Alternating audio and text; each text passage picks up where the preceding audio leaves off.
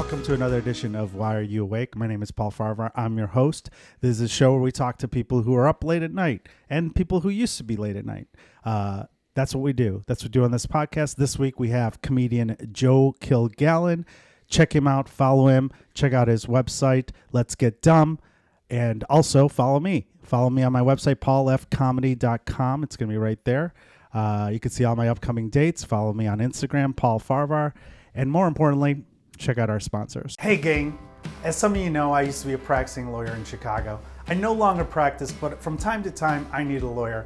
And when I need a lawyer, I call my friend Scott Shapiro. Scott Shapiro has been practicing law for over 25 years in Chicago. He does it all, from workers' compensation to personal injury, employment issues, and even entertainment law and contract needs. If you need a lawyer, call my friend Scott. 312-648-8800. That's 312-648-8800. Or you can email him at scott@scottshapirolegal.com. Welcome to another edition of Why Are You Awake? This week we have comedian Joe Kilgallon from the podcast Let's Get Dumb and his new special, Good Grief. Hey, Joe. Hey, Paul. Thanks for having me on. How you doing, my man? I'm doing good. How are you? I'm great. You and I have known each other for at least 12 years, and my introduction to you, Joe, you are known as an angry person. I fight that too. And just as an example, we did a show on Thursday, and you were in the green room upset where someone said you look younger now than you did before. Well, I don't know why. You're like, why they fucking, that's not true. I was like, she just gave you a compliment, or he, I don't even know. We don't know who it was. It was an Instagram account that didn't have like a person's name. Yeah. And that's what I was upset about, because they were like, and did Kilgallon make a deal with the devil? He doesn't age. And I remember after bitching about it, being like, I guess this is like a humble brag. It's a compliment. But in the same regard, I remember being like, I've aged. I hate when people say that shit. I'm like, I've seen myself. I've fucking aged, and I'm not a fan of it. You know. Well, on stage, people don't see the creases that we see in 4D. That's true. Or 4HD, whatever the fuck. Whatever. But Joe, when I met you, you're very intimidating to a lot of people. And I always, when people are like, oh, they're scared of you. And it makes me sad a little bit, because I don't want that. I don't want people to be afraid of me. You're not. I know, that's what's funny. It's just your persona, and it takes a while to realize that. And I just remember the first time you gave me a compliment, and I felt like I finally made it as a comedian. I'll never forget it. You were next at a Laugh Factory, and I did a joke where there was a callback, an old joke. I know what joke it was, but I don't remember the way I did it back then. You're like, hey, that's a good call. Like, you listened to it. You were sitting there. I was like, oh, thanks, man. I was like, I act all cool. I was like, yeah, no, but I went upstairs. I'm like, oh, man, I am funny. Nice, man. Well, I'm happy. Yeah. I'm to blame for all the confidence I've had. I was just messing with you. You're right. So everyone blame. But no, I think that you do come off as angry. Why is that? Is it because you're not getting enough sleep? Maybe. That could have been it for a while. I mean, that's the reason I should be coming off angry today. But back then, I was getting loads of sleep. I was, before I was a dad, before I was married. So what was my stress? I always try to tell people, I'm like, look, I'm not an angry person. I have a bad temper, and there is a difference. Okay. Like, think about angry people are storming the Capitol, right? Yes. People with a bad temper are like, hey, dickhead, you stepped in my shoe. Say you're sorry when you do that. Don't act like you didn't just step on my shoe. And then there's words. Right? You're like an enforcer. You want the rules enforced. I very much moral society. Yeah, it would be society. That's the word I like to use. You're a societal enforcer of rules. I like to think a little George Costanza. We're living in a society, you know, because that does bother me. It's when people. I think a lot of anger comes from disappointment in others. So I'm disappointed that other people aren't as courteous. I feel like I'm a very courteous person. You know, there are people way nicer and kinder than I am, but I think I'm incredibly courteous. I know when to stop my car to let other people in, and other people don't know how to do this. And it's lost do you wave on us. when someone lets you in? Always wave. Yeah. Always give the wave. It's incredibly rude not to. All you got to do is lift your dumb hand up. Question. This is a very good, since we're talking about societal norms. If someone lets you in, and then someone then comes to cut in front of you, do you let that person in? What's the rule? Because now you're on that guy's time. You borrowed time on the guy behind you, and now someone's doing it to you. Do you pay it forward, or are you paying it forward by saying, no, dude, I'm on your side. We're not going to I was the last one to let in. It really depends on the scenario. Yeah. And the same thing holds with immigration too. For sure. I mean, well, my thoughts on immigration. Like you get in, but no one else? I shut the door behind me. Right. Now, What's the rule? I believe in paying it forward, but it depends on the scenario. If we're in rush hour traffic and I was fighting and edging my way in for a while, and finally someone was kind enough to let me in, and they give me the, all right, go, one of those, because you could sense on the other driver. Sure. Then I'm not going to be, we're not You're in a car team. welfare here. Yeah. You know what I mean? You're I in can't the be team with the guy behind you. Exactly. But if it's just a casual where the guy's like, yeah, go ahead, man, I'm in no rush, then I'm going to pay it forward and let the next person in. What if you can't see? Are you just judging by the kind of car they are? Or? Time of day, how traffic's been that day in that area. Case by case basis. Yeah, I mean, there's a lot of variables here. Yeah. Okay, that's good. That's a good answer. Thank you. You're very consistent. That's what we like to prove here. Consistency. So the anger thing, and someone was talking about actually Adam Burke and I were talking about it from the podcast when he did it. I'm very competitive, and I think you are too. Yes. And so when we do the softball games, I think that's where the anger comes out. Oh, yeah. But I think when we have the comedy softball games, I take your side on everything in those situations because I do want to win. And some people are just having fun, which is fine. But well, my thought process, and it took me a while to learn this too. When with the comedian softball games, we had one summer, I think it was like the 2021. So it was like kind of post-COVID. Things were starting to open up. Really wasn't post-COVID. It was still kind of going on. But people were getting together more and more to play. Right. And then those games, I was like, these are the games to take seriously. I had to tell myself. But the Labor Day one, the Memorial Day one, the 4th of July one. those are the fun ones. Those are more the fun screw around I didn't ones. think about that. Because when you have comedians showing up in jean shorts, this is not an athlete. Yeah. There's no sense of yelling at them. I'm just giving them more trauma that their dad gave them way back in the day. I feel like 70% of the games are people that don't really take it seriously. They just want to hang. Well, that's 70% of stand-up comedy's that way. People who aren't taking it seriously, they just want to hang. Wow, they want to be part of something. They show up at open mics. You think it's 70%? No, that maybe is too high. But there's definitely, how many times have you been at an open mic where you're just like, and you've seen certain people around? And I would never tell anyone to quit because it's like, that's not my place. But there are some people where I'm like, You're still at it. Just go learn the bass, my man. Like you obviously, it feels like your parents sent you to open mics to make friends. Yeah. You're not taking this seriously. Like you're a great hang, but like, what are you doing? Right. That's interesting. Yeah, I don't know how that translates to the softball story. Too, it doesn't. It was just more or less what percentage of people take things seriously.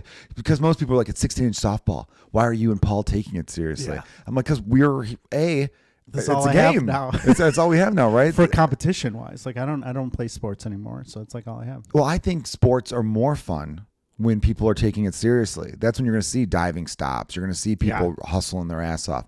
That's more fun to me than people going up there being like, oh, look at me. I'm a big chubby guy, and I'm going to try to do this with the bat. Isn't this funny? And like everyone's walking slowly, and everyone's talking. Hustling. Yeah, and there's a rhythm. I like a rhythm to sports where if everyone's goofing around and they're lollygagging. I don't respect lollygaggers. Lollygagging in and out of the dugout. Don't like that. Let's move our asses a little bit. Some of us have places to go later. Right. And some of us are trying to work up a sweat. Yeah. Right? I want to exercise a little bit. Yeah, that's the same way here. I am. Right? I'm really bummed because I missed a play last time we played softball because I slipped, and then I finally bought cleats online, and then there hasn't been a game since then. And every time they have games, I'm out of town. I'm like, hey, Joe, can we, not you, the other Joe Fernandez who runs it. I'm like, hey, is there a game? Can we do a game? And like, they'll be like, all right, we want to do a game. Who can play? And it's like 7 people. I'm like, I have these new cleats that I have not worn. I've had them for 7 months. We haven't played. Well, lucky for you, you're not a child and your foot has stopped growing. So they'll still be good next season. Yeah. You know what we should do? We should just pick a day and be like, hey, every Tuesday. Like pick a day where comedy's a little light. You know, I'm not saying everyone has to show up every Tuesday, but we get a good amount of early people. enough where you can still hit shows or mics. Sure, or yeah. I mean, there's only like 1 or 2 really truly good shows on a Tuesday night. You know, well, you got Laugh Factory and that's about it. So there you go. And that could be our night, Tuesday night softball in the summer or Memorial Day to Labor Day when it gets nice out. So you started. How long have you been doing comedy, Joe? I lie about it. I've been lying the other way. I've been lying saying I've been doing it less and less. That way it's not as sad that I'm not a megastar. Yeah. Yeah. Well, you hit a hump and you're like, when you were younger, you kind of lied the other way to make it look like you were more seasoned. And now I'm like, 07 was pretty much my first year. Yeah. So if we minus the pandemic years, I've been doing it for like 8-9 years. I think that's how math works, right? Well, Calvin Evans' system was that it doesn't count when he didn't know what he was doing. I'm like, oh, so just 3 years for me. Calvin's a genius. You know, I've always said that about him. A brilliant, brilliant man, underrated in his time. So 2007, and then you. How many specials do you have now, Joe? I just released my 4th. Jesus Christ. Yeah, I had a nice run there. So my first one I recorded at the end of 2014, and that was like my first 7 years of material, essentially. There was some stuff that got... I actually did do this half-hour DVD when I was like 2.5 years in. It's embarrassing. There's like only 50 copies were made. Thank God. Or maybe 50. Less than that. I don't know. Or maybe more. Maybe there's like 100 copies made. Chicago comedy OGs would remember it. And then I've got 10 minutes of material on the Comedians You Should Know compilation CD. We did a Comedians You Should Know album. But then my first thing it came out in 2015. Then I had back-to-back in 2019 and 2020. And mainly because in 2019, I toyed with this. I toyed with doing like a double album, like a double special type of thing. Who do you think you are? I know. It was so dumb. Cook? I brought it up to like 1 or 2 people and they go, don't fucking do that. You're an idiot. Why would you do that? Because I had that much material. I had a good hour and 30 to hour and 40 minutes. That's why I was able to do another hour the very next year. It wasn't like I was trying to do a Louis C.K. or Carlin from back in the day, challenging myself to do an hour a year. It was just I had a 30-minute jump start on that year because I left 30 minutes off. And then luckily I just flowed right into the next 30 minutes. So the albums had, I don't want to say a theme, but kind of. They kind of had like a through line, something that was like an arc to it essentially. Do you, the one that you did in 2015, how long was that one? It was about 58. They're all in between 50 and 60 minutes. That one was about 58 minutes, I think, and then the last two have come in about 55. Wow. This recent one is 52 or 53, I think. Interesting. That's a lot of material. They're going less. You don't really need... I've been talking about it with a lot of headliners and some people as well, where it's like people aren't sitting down to watch a whole hour anymore. Yeah. When they go to see you live, they want the whole hour because they want their money's worth. Right. They want that evening out. But as far as watching at home, I think, Sam Morril's Netflix special was like 38 minutes. Yeah, mine, the one that they cut up for my coming up is clocked in at 42. They took out some stuff. So I was like, that's low. And they're like, what do you mean? And the one with helium? Yeah, helium nice. one. Yeah. So they were, but then and Dry Bar did that too last year. How long was your DVD, the 2.5 minute one? 2.5 year in? Oh, 2.5 year. That was 30 minutes. Have you watched it in the last 10 years? I toyed with watching it because I thought it'd be fun to watch it. I'm sure it'd be so painful. At the time, I probably thought this was 30 minutes of A material. And I bet looking back on it now, it'd be like, there's 3 good jokes here. There's 7 minutes that are good. That's what I've been doing. I was thinking about that as well, but I remember back then, this is material I wrote from 22 to 24 years old, so it was a lot of nostalgia. It was a lot of just material that I don't know if it would, like alcoholic material. Right. I was doing a lot of like party stories. Doesn't sound cool when you're, No, you're different. I'm in my late 30s now. It's not as cool, so we'll see. I kind of want to put it up just for the sake of throwing it out there to be like, oh, look how young I looked, or look how whatever, just to get some laughs from people, but I don't think it's good. I've been going back and looking at stuff and revisiting them. And this weekend I've been doing this old joke that I wrote 10 years ago, but it's different now because it's a different perspective. I'm talking about going to Music Fest when you're too old, but at that time I was already too old, and now I'm like way older. So I change it so it's now. So it's even another layer of shit. But I like that. But that's because I don't have any. When my special comes out, I burn 45 on that and 30 on the Dry Bars. So I don't have a new hour. I don't have anything. It's kind of exciting though, right? Not really. I'm kind of scared. I try to look at it like it's exciting, and then I remind myself too. So once you burn the material, I just you could still go back and do an old joke here or there, like you said, add a new tag to it or whatever. But you definitely don't want to do too much of it. Like I had some people come see me last night in Lake Geneva. And that's a fun show. They were like, we'd heard one of those jokes before. And I'm like, that's fine. If you've only heard one and the other 35 minutes were new, cool. It's hard to remember. Like I write down all the jokes I do every night to kind of remember. But then people are like, oh, we saw you at, improv. And I'm like, well, I did a different show every night. So I don't know what night they did. But I feel like no matter what, 50% of it is something they haven't heard. But definitely. Yeah. That's good. But you write so much. Like we did a show recently, and you already had new stuff from your trip to Scotland. I was like, how did you have like a whole new 20 minutes that you've written in the last 3-4 months? Yeah. Well, you know what it is? I think I mentioned this when I did your radio show. I've just accepted and learned to not fight writer's block when I feel, because I'll have into it. Yeah, I'll have like a 2-month stretch where I've got nothing new, and I just accept it. I'm like, yeah, that's fine. I know I'm gonna have another wave, and when that wave comes, I lean into it hard, and that's when I dial it up more. Like in the month of November, I started to feel that where I'm like, oh, I'm in a nice creative groove right now. And I was starting to go to a lot of open mics. And I remember some comics being like, dude, I've seen you at several open mics. And one comic said, I've seen you at 3 open mics this week. And I don't think I saw you at 3 open mics the last 6-7 months. Yeah. Because, at our level, we do a lot of book shows. Yeah. I mean, you don't really, there's not a ton of value. I mean, there's always value working out new stuff, but I could work out new stuff at the shows that are pretty good. We've gotten, carte blanche to do that. Why don't you I do usually. Okay. I typically do. Like, this might upset some people, but Comedians You Should Know is essentially a glorified open mic to me. Right. As it should be. Well, yeah, because I help start the room and all that kind of stuff, and I'm there Great often. room Wednesday nights in Chicago, Timothy O'Toole's. Thank you for the plug. Shout out, right? But when I'll dial it up even more, though, and I'll be like, because when I'm in that creative headspace, I'm like, I just want to be around other creative people. I want to be doing it. I want to get on stage as much as possible. Like with the Scotland trip, I kind of forced myself to I'm like, I'm just going to go up there and talk about Scotland. And because I just got back from there, and we'll see what happens. I kind of like having my back against the wall and knowing that pressure. Yeah, the pressure of it. So while I'm up there, I'm like, fuck, I'm not being funny right now. I got to pull something out of my ass. And thankfully, I've pulled out some shit out of my ass. It's pretty good. It's pretty funny. How I write too. Like I have a premise. I'll go up, and I used to do it at open mics, but now there's like certain workout rooms where you can, like during the week, if you're doing 15 minutes or 10 minutes, start with like proven shit for 3 minutes, shit sandwich in the middle, do about 5 new minutes, then close on something. I feel like that's fine. No, that's smart. That's what a lot of people do. I'm a pretty smart guy. I don't know if you saw a lot of. I did see several of them. It almost makes me think this guy's very insecure. Who's this for? You know what I mean? Like, I'm just messing with you. No, because this used to be my office, so I changed it. But my law office, because I used to be a lawyer. I don't know if you know that. I didn't know that about you. Yeah, I talk about it sometimes, not a lot. I'd be very proud of that. So when do you have time to write? Because you're a dad, you're married, and you're busy with like podcasts and everything. Like when is your writing time? I don't write. You write on stage? Yeah, I write on stage. Yeah. It just doesn't work for me. When I was a couple of years in, I tried to do that. I tried to have like designate time to sit down and open up a notebook and write out with pen.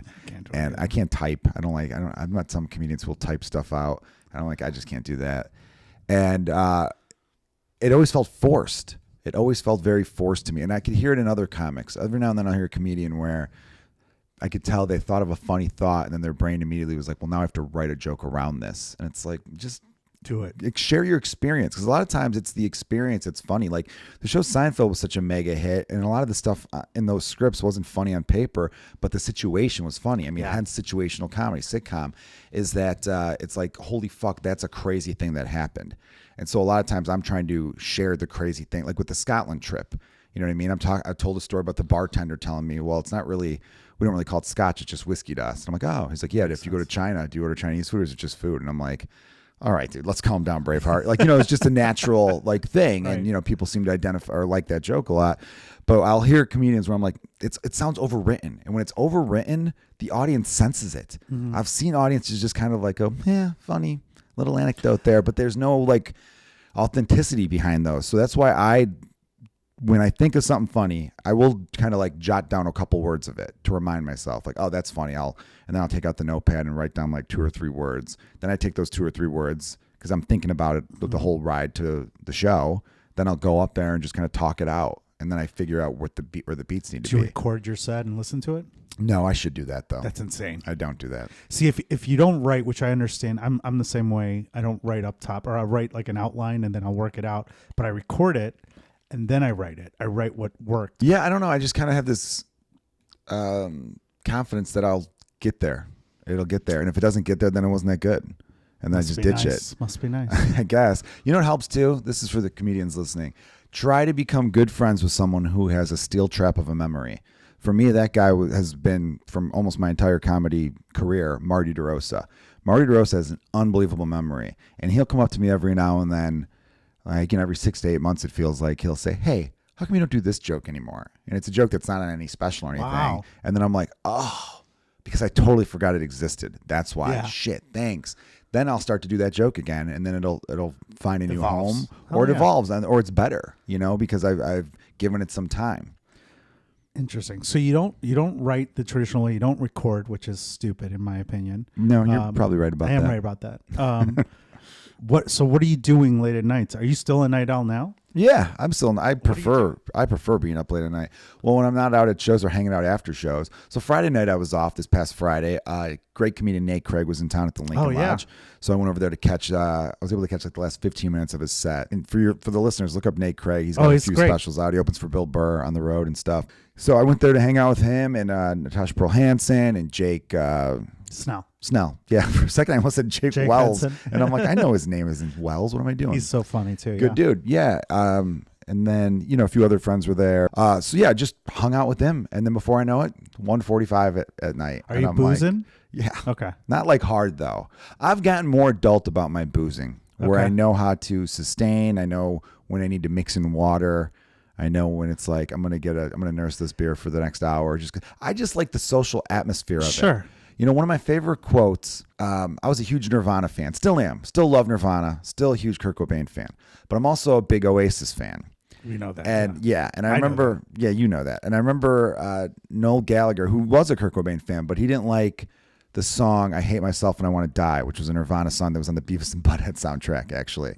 And he thought, like, he just doesn't get people who don't like life and all that. He goes, to me, the best thing is waking up in the morning because you never know where you're going to end up at night. And I just thought about, I love nights where I don't know where I'm going to end up. Yeah. I hate, like, when I go on vacation, I hate an itinerary. Planning. I like going, planning one or two things where it's like, well, you got to hit this up, hit that up. But I like going with the flow, being spontaneous. Same. Let's see where it's going to take us. And that's why the nighttime's better. Because, you see more fun shit. Yeah. Nothing good does happen after 2, though. I agree with that. But I want to be around to see that nothing good happen. When I stopped drinking, I felt like I was missing out on so much. Because initially I was like, I can't hang out and not drink. But then now I can do it, and I'll still drink out like once a month. But what I notice you do now is you're smoking cigarettes every once in a while. Is that Thanks public for putting knowledge? that on the podcast. Yeah. No, it's fine. Does your wife know? Yeah, I think she knows I sneak them here or there. I mean, I don't think you can hide that shit. You smell like a cigarette. People know. I try. I put mints in, and then I have like a hand lotion. Really? But it's not. I don't buy packs. I don't. I'm that guy. I'm a piece of shit. No. That's good. It avoids you from becoming. It's more like I have like 3 or 4 a week, and then I have some weeks where I don't have any. I haven't had one since Wednesday, so it's been 5 days since I've had one. I guess that's not like a big thing, but and before that it was 6 days before I had one. But I've definitely because I didn't have one at House of Blues when I saw you. You did. You went out. We did. You go, who's smoking? I'm gonna go out there. You like ran out. That's why I was laughing. I'm like, nobody was smoking though. Oh, okay. Yeah, I did. I wanted one. Well, after the holidays, dude, it's stressful, man. You kind of just want to smoke a cigarette to chill out a little bit. Sure. I do like. I was worried that I was gonna become a full-on smoker with comedy, because cigarettes do have a nice little. Did you smoke when you were effect. younger? When I was like summer going into freshman year, we used to go to this pool hall in Chicago. High school, you mean? Going into freshman year of high school. Okay. We used to go, that's probably why I stopped growing around that time.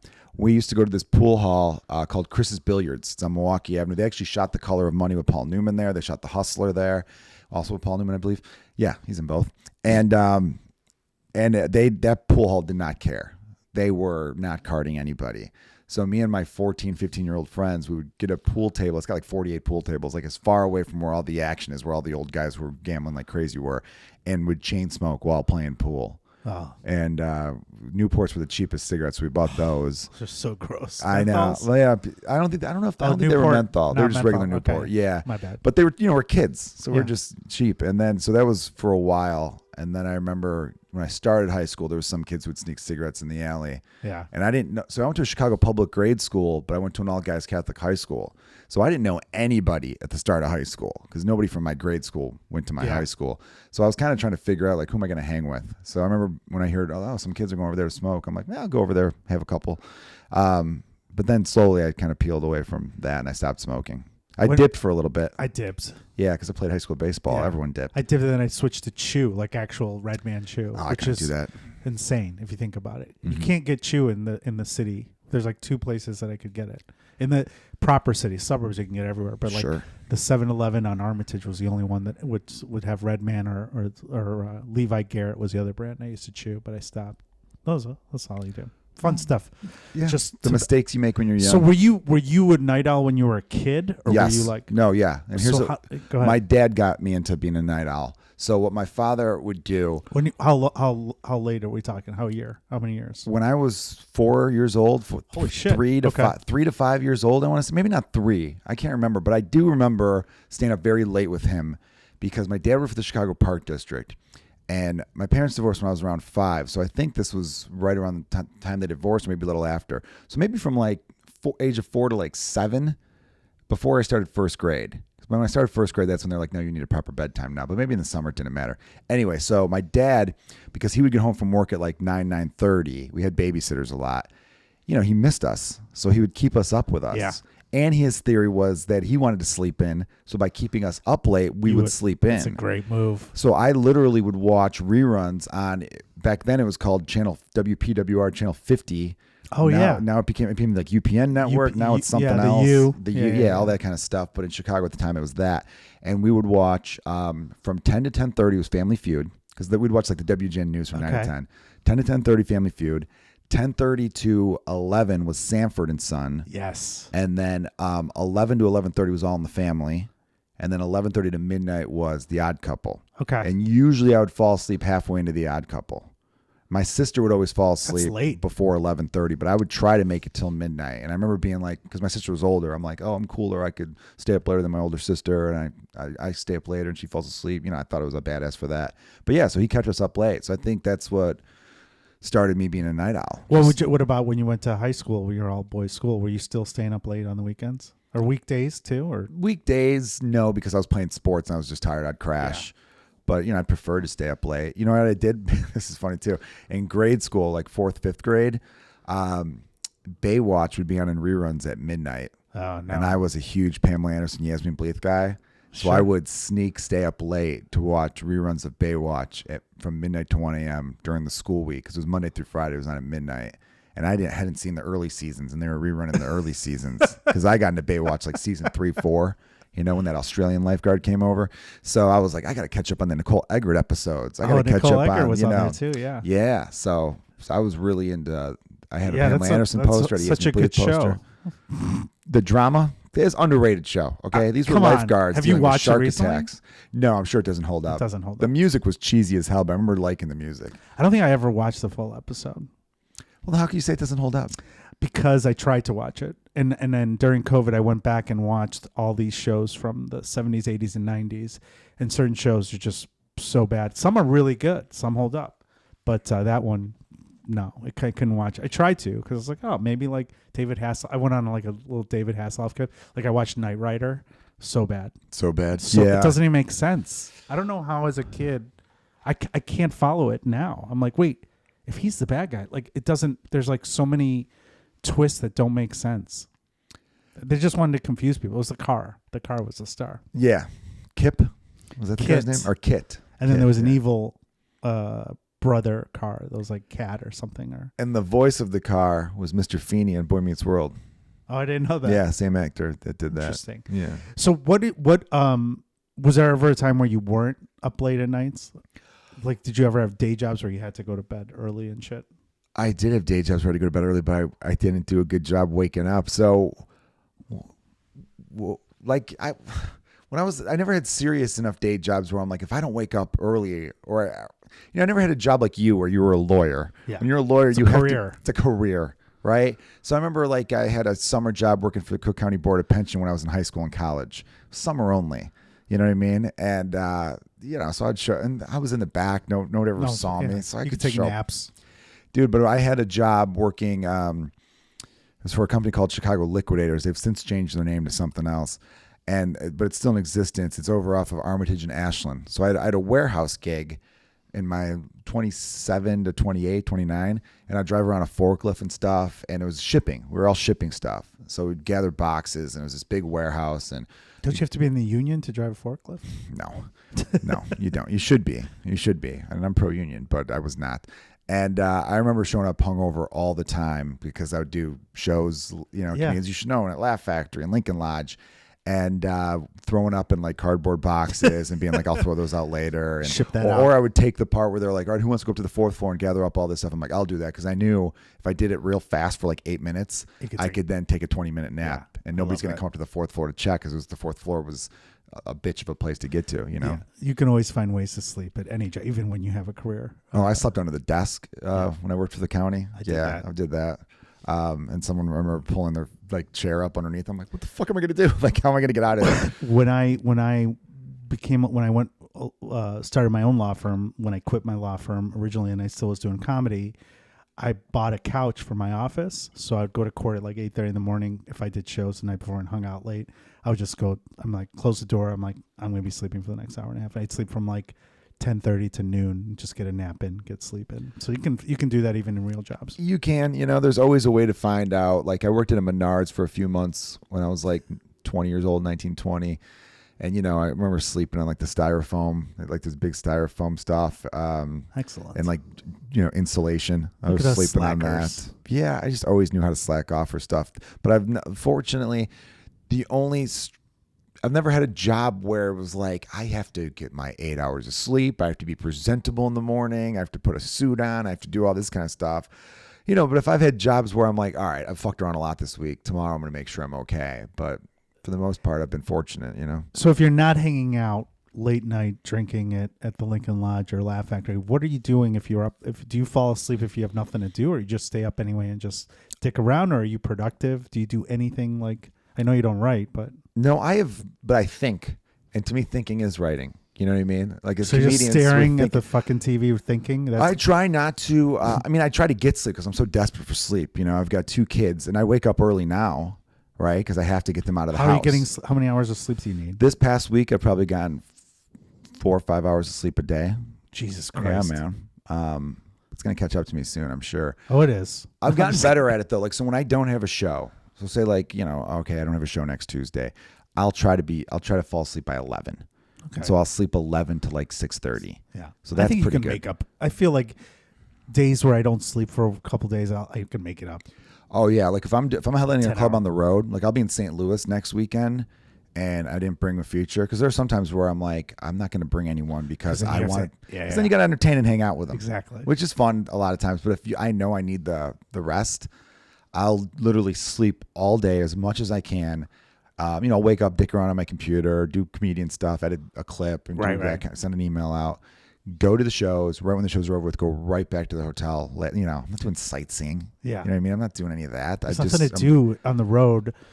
90% of the time where you're on the road, nothing is open. So like, I'm a night owl beyond just the normal 2 a.m. Like now my schedule's so fucked up, but nothing is open. Like you go to St. Louis, you go to Plano, Texas, you go to fucking anywhere, nothing's open. Even I was in Las Vegas. Things after COVID, there's no one open. The 24-hour diner, we miss that, don't we? Yeah, we just One talked of my about that. favorite things, and it's slowly dying. So many of them. But that was the thing about it where I'm like, all right, so since COVID, you guys just stopped. Was it really because you couldn't find anyone to work those hours? Or was it you were just running a business and you're like, I was such a headache being open that those late. hours, I'm going to switch.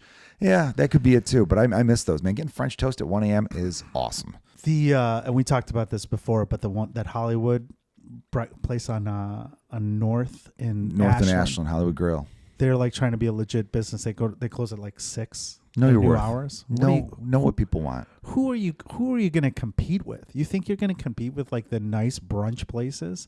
You're a greasy spoon. You have to be open at least at 10. I know. I got a late night gyro after House of Blues, and I can't remember the name of it. I think it was called like something Submarine, not Mr. Submarine, of course, but something. It was in that area, not too far from there. It was like Ashland and Division, like a block south of Division on Ashland. I can't remember the name of it, but it was one of those places where I walked in. I'm like, this place looks like it gets robbed a lot. It just did. They had like real thick glass when I ordered through it, and I'm like, what is this? Because that's kind of a nice neighborhood, but I could definitely see it getting hit up because it's open late. Yeah, man. I just love staying up late, dude. I don't really stare like I didn't really fully answer your question before, but as far as I'm fortunate enough where when I decide to go to sleep, I can. But of course, like anyone else, I'm gonna have those nights where I am just up and I don't know why. And it's Yeah. like, I got to get some fucking sleep. What are you doing? And that's what starts to piss me off too.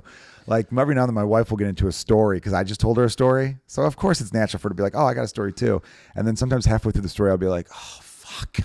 I want to sleep. Because then I'll start to do the math where I'm like, if I fall asleep right now, I maybe will get 5.5 hours, 6 hours of sleep. How long is the story going to go?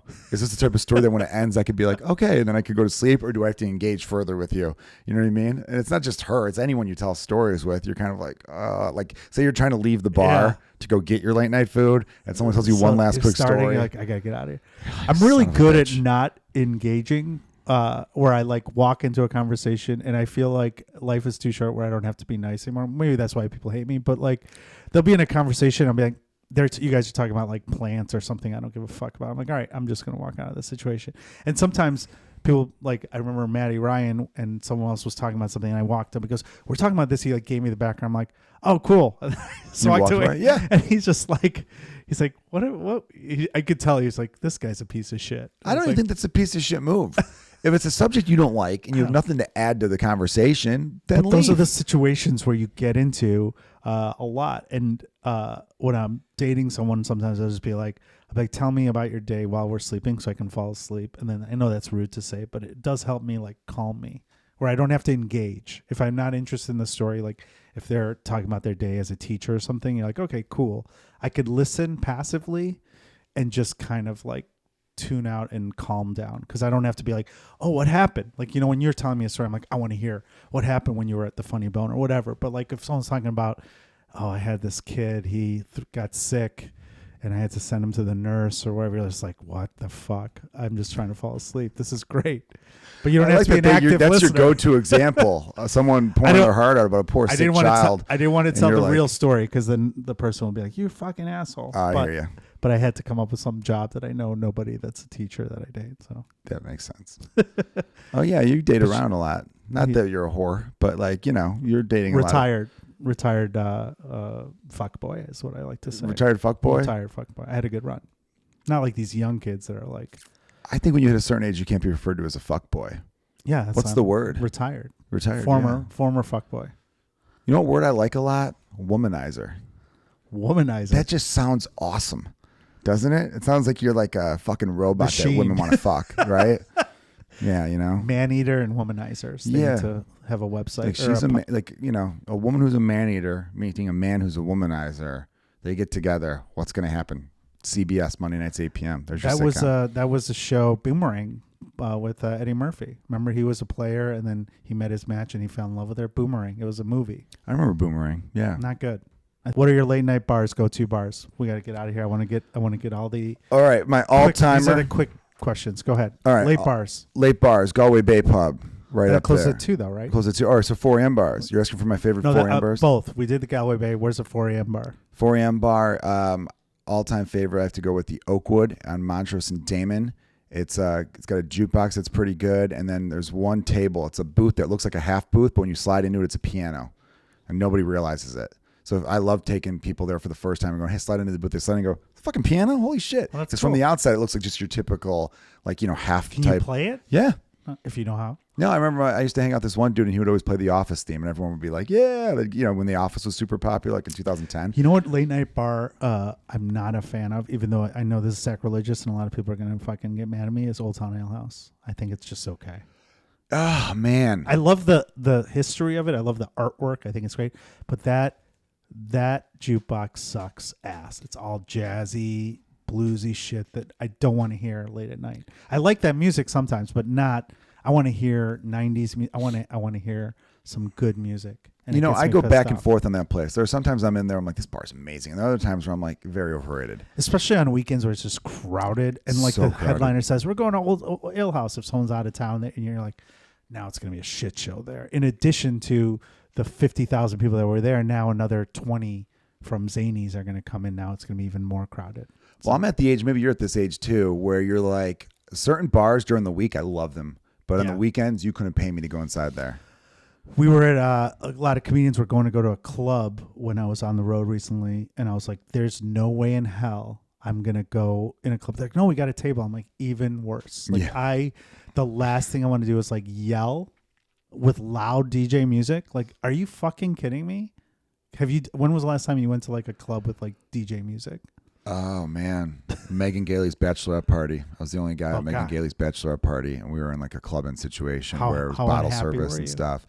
Oh, well, it was like a one-time thing, and I hadn't been in forever, so I had fun with it. Yeah. How could I not have fun with this? My friend's bachelorette party, and I was the only dude there, so I'm like, oh, for Like the 5 stories, I years got to ago, be a good yeah. guy. Yeah, this was 2019, so 4 years ago. But yeah, it's been that long. I can't remember the last time I was in a situation like that where I'm like, we're gonna fucking go clubbing and do this and I used that. to And end up at clubs all the time because certain comedians would want to go to clubs downtown, and I'm just like, how did I have the tolerance for that shitty music, shitty situation? I used to too. I used to end up at all those places because I was hanging out with a few crews of people who were like, we're going to here. We're going to go to Paris Club. We're going to go to American Paris Junkie. Club. We're going to yeah. go to I was blah, blah, there blah. every weekend. Every fucking weekend. I was at Paris Club, all those bars. Billy Social Dex, 25. What's the and other on one? Hubbard Street. Yeah, Mercer. Mercer. There's a few. These are of all those over bars. there. These are all like douchey clubs in Chicago. They are. You know what I like about those though? You know what I would find myself doing when I'd be at them, and I know we got to wrap up, but when I was at those type of clubs, I would stand there watching because they always had the music video to the song that was playing. Oh yeah, And you never see music videos anymore. it was fun. Yeah. So I would Some just places had stand there cool with my shit. drink, and people were like, "You having fun?" I'm like, "Yeah, I'm having a great time." They're like, "You're just standing here." I'm like, This "I've is never seen this awesome. music video Yeah. before, and I can't believe they still make this shit." And It's by the way, Roxette. how good does Rihanna look? Like, stuff like that, right? So it's fun. I say douchey, but the fact is I was one of those douche every fucking weekend. I was there, and I loved it. But you had a girlfriend, now wife. Like for me, the goal when I was a fuckboy back then. I just wanted to hook up. What were you doing there? You're just like I was just with watching friends. videos. Yeah, watching music videos, hanging out with friends. I would just go with the flow because it would be like when we do shows like downtown in River North usually, and then people were Right. like, I got my friends usually live in the neighborhoods, so when they go downtown, they're like, "We're gonna make a night of it. I'm not just gonna Yeah. go downtown for a couple hours, watch your show, and leave. Let's go around the corner to this bar. Let's go to that bar." And then I was hanging out with some people who have some money, so then they like to spend it. And we're gonna say no to I would drinks. never order Grey Goose ever, even if I had the money to buy Grey Goose. But if Grey Goose is free, I'm drinking it. Yeah. So It's good that's how it vodka. goes. Yeah. For those that don't know, it's a vodka. I'm sure everyone knows. If you don't know it's a vodka, then We have listen to a different podcast. podcast. Have you ever been out? I know we got to get out of here soon, but I want to say, have you ever been out late at night where you're like, you know how you said earlier that you're like nothing good happens after 2 a.m. Have you been in a situation where you're like, fuck, I should have just gone home? Like where you got in a situation where you wish you weren't in that you can talk about? A lot of the fights I've been into. I lost my wedding ring in a fight at almost you have 4 a a.m. story about that. Yeah, I was at Yahtzee's, which is now called Durno's, next to Galway Bay Sure. Pub on Diversity here in the wonderful city of Chicago. And it was minus 30 degrees out. My friends were like, "Let's go home." But some guy like kind of talked a little shit inside the bar, which is why I was outside Did he the bar. really 'cause I talk got shit, or kicked out. now as an older person you look back and you're like, maybe it wasn't? I still think he talked the shit because I had joked around with this girl. This girl took all this popcorn back to her group, and she was talking to my friend earlier. So I jokingly said, "Hey, where you going, Popcorn Hog?" And she even turned and smiled because she remembered I was talking to her earlier. And then the dude just stared at me hard, and I'm like, "What?" And he's like, "You're being a little loud over there, guy." And then I went from like smiling to You being like, started a fight "I'll with fucking Chris kill you." Farley? Yeah, that's how he sounded. Yeah, he's like, "You're being a little loud over there, guy," and I responded with, "I'll fucking kill you." And then he hilarious. walked toward me, I walked toward him, but then people were in the way, and then one of the bartenders was like, "Get rid of him," and they kicked me out. So I waited out there for him, and then we started a massive brawl. And during the fight, my wedding ring came off somehow. I know I had it on before I started punching him in the face, but it came out during one of my left crosses, I want to say, and because your fingers shrink when it's really cold out, and it was during the polar vortex of 2014. And yeah, I lost the ring. How many fights have you been in, Joe? A lot of people ask that, and I'm like, who keeps track? I don't know. I know exactly how many I've been in. I couldn't keep track. Over 10 I've definitely been in over 10 fights. as an adult. Not maybe close to 10 as an adult. Jesus Christ, Joe. Yeah, I mean, like but fights as an adult for the most part. Physical, I mean. Yes, physical. I'm not. Of course, I'm not. Was that the last verbal. fight you- Jesus, what kind of pussy counts verbal? Well, this one guy called me a loser, and I told him to go fuck his face. No, Fights like, come on on. Twitter. No, what Yeah. what was the last fight you got into? Megan Gailey's bachelorette party in 2019. That was the last one. I've been fight free for almost a full presidential club? term. Yeah, this guy snuck into there because she had a roped off VIP section because it was like her and like Yeah. 19 women and me. And, you pay a lot of money for that. And so these two dudes snuck into that and like helped themselves. And then they kind of like sat up on, people for whatever reason at nightclubs, you guys could see on the camera, they sit on top of the couch with their feet where your butt would go. It's a big thing at nightclubs. And these dudes were sitting there, and Megan and a few of her friends were right along there. And then the bottle service girl starts getting in the guy's face to be like, get out of there. And then he was trying to be like, I can't hear you. What do you want me to do? Is he pretend like he couldn't hear? So they waved me over, and I was like, buddy, you got to go, man. She paid a lot of money for this. It's her bachelor party. And he did the same thing to me. He's like, I can't hear you. What are you trying to say, my man? What's it? It's so loud. And I turned around, and I looked at Lisa Traeger and Kara Clank. And these are comedians everyone should check out. And they gave me this look like, you got the green light. We are giving you the bat signal. Go for it. And I'm like, yeah. And then just grabbed the dude by the shirt. And I had leverage because he's sitting up top. And I just like flipped him over, and he sent him sliding across the dance floor. And then I went towards him because I thought if he gets up, I want to have leverage. Yeah. You don't ground and pound. You stand where if he gets up, you can kind of like stomp him back down. Sure. Because if you go ground and pound, you don't know who's around that are his friends. Pound. Sure. Well, because if you're on top of him and you start punching him in the face, one of his friends can just run up and knee you in the head because you're already down. Good advice. Stay on your feet. So yeah, I won't give away too much of the story because I'm working it as a bit now. But yeah, that was the last one. And then the year before. So what happened afterwards? Did he run away? He got kicked out because the girl who was our, bartender or waitress, whatever, the private girl who took care of us, she told the security, no, he had my back, so get rid of them. I think they actually bought us a bottle of Grey Goose or something. That's awesome. So yeah, we stayed there. And then the year before, I got into a bar fight at Big City, another 4 a.m. bar, because someone got loud with my buddy. My buddies, they're broken up now, but at the time, his girlfriend, he wasn't there. And some guy got a little fresh with her, and she was one of the bartenders and servers at Laugh Factory. So we started a big brawl. What was sad about that one was Todd Massey. He won't mind me mentioning this. He's a comedian friend of ours, everyone. He's in Austin Texas now. He tore his MCL during that fight. But here's the thing. I love Todd. He wasn't really going to help because it did turn into a little brawl. He got up.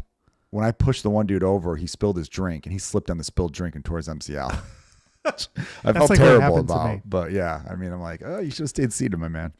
Yeah. So, but then I don't know. If I went over every fight I've been into as an adult, we would be doing 2019. That's good. 5 hour. That's 5 years away, or 4 years, 5 years. Is it 2024 now? Holy shit! 5. But it was a little over 4 years ago because the anniversary came up of it. It was you keep it in September of 2023. It would have been 4 years. So it's been 4 years, 4 months or something. Okay. So I'm gonna try to make it 5 years, and then on the 5th anniversary, I'm gonna fuck someone up randomly. We'll take you to a club. Get out of my car and beat the shit out of a stranger. We'll take you to a club, get in a bar. We'll drive up there and see what happens. We got to film it. It'll be good for the Night Owl podcast. There you go. Where can people find out more about you, and where can they see the special Good Grief? So Good Grief, my new special is on punchup.live. I made it easy for people, though. Punchup.live is this great new comedy platform. It's just started. There's only like 14 comedians on there so far, and all 13 of them are way more famous than me. So anyway, if you go on there, you get my tour dates and the special. It's free to watch there. You do have to put in an email, but no spam whatsoever. It'll just tell you when I'm going to be in your town. You can go to joekilgallon.com, and it links you directly to my punch-up site. Yeah, we'll have that all on there. Yeah, so just joekilgallon.com for my tour dates and everything. I've got some really good ones coming up. I'm going to be in LA at the end of February. I'm going to be at Mike Drop Mania in Chandler, Arizona, March 22nd, March 23rd. Those are going to be some big shows. So, yeah, a lot of fun stuff coming up in 2024. Awesome. Thanks, Joe, for doing the podcast. Thank you. Thank you all for listening to another episode of Why Are You Awake?